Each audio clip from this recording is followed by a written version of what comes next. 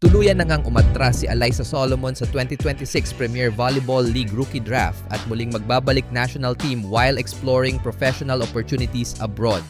Matapos ang pagiging isa sa mga pinaka-inaabangang rookie ng PVL Draft, inaasahan ng marami na si Solomon ang magiging top overall pick sa 2026 PVL Draft. Ngunit sa halip na agad na sumabak sa professional league sa bansa, pinili ng former National University star na ipagpatuloy muna ang kanyang serbisyo para sa national team.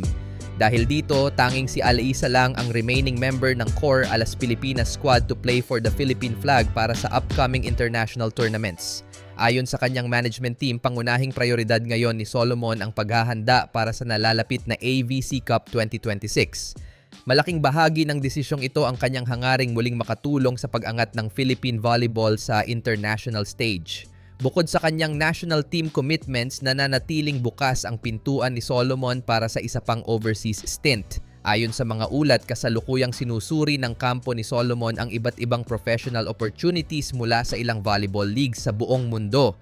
Kabilang sa mga bansang nagpapakita ng interes sa Filipino volleyball star ay ang Peru, Taiwan, Japan, Italy at Turkey. Bawat isa sa mga bansang ito ay may matatag at highly competitive volleyball programs na maaaring makatulong sa patuloy na pagdevelop ng kanyang laro. Kabilang sa mga leagues na posibleng puntahan ni Alyssa Solomon ay ang Liga Nacional Superior de Volleyball o LNSVeng Peru na may mga kilalang club tulad ng Regatas Lima, Alianza Lima at Universidad San Martin. Sa Taiwan naman, kabilang sa mga pangunahing team sa Top Volleyball League o TVL ang King Whale Taipei at Kaohsiung Taipower. Sa Japan, naroon ang isa sa pinakaprestihiyosong liga sa Asia na SV League kung saan recently naglaro si Solomon para sa Osaka Marvelous. Samantala sa Europe, isa sa pinakamalalakas na women's volleyball competition sa mundo ang Lega Pallavolo Serie A Femminile ng Italy na tampok ang mga prestihiyosong clubs gaya ng Imoco Conegliano, Vero Volley Milano at Igor Gorgonzola Novara. Sa Turkey naman, itinuturing ng marami bilang isa sa pinakamahusay na volleyball league sa buong mundo ang Vodafone Sultanlar Ligi, kung saan matatagpuan ang mga elite clubs tulad ng Vakufbank, Fenerbahce Medicana, Eczacıbaşı Dynavit at Galatasaray. Bukod sa mga nabanggit na bansa, naging usap-usapan naman sa social media ang isang nakakaintrigang post ng League One Volleyball, isang professional league sa Amerika.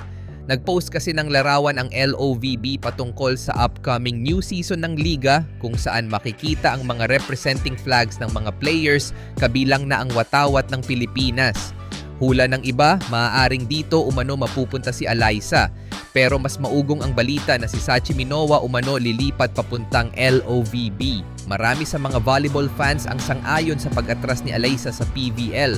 Para sa karamihan, mas mainam na dalhin ni Solomon ang kanyang talento sa mas competitive na mga liga sa labas ng bansa.